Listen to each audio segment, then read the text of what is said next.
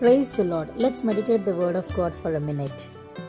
ఈరోజు దేవుడు మనతో మాట్లాడుతున్న వాక్యము, వాగ్దానము సామెతల గ్రంథము 3వ అధ్యాయము 26వ వచనము. యెహోవా నీకు ఆధారమగును, నీ కాళ్ళు చిక్కుబడుకున్నట్లు ఆయన నిన్ను కాపాడును. కొన్నిసార్లు మన పరిస్థితులు ఎన్నోసార్లు మనలను దిగజారుస్తూ ఉంటుంది. అంటే వాటిని జయించలేని పరిస్థితులలోకి మనం వెళ్ళిపోతూ ఉంటాం.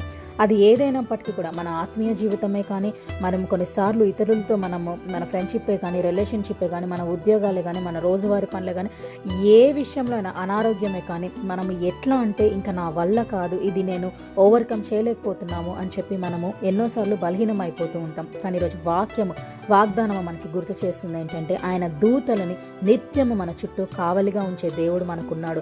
పరిశుద్ధాత్మ దేవుడిని మన చుట్టూ ఉండి నడిపించి మనలను కాపాడే దేవుడు మనకున్నాడు. కాబట్టి మనం ఏ విషయంలో కూడా భయపడొద్దు అని వాక్యము సెలవిస్తుంది. Have a blessed day.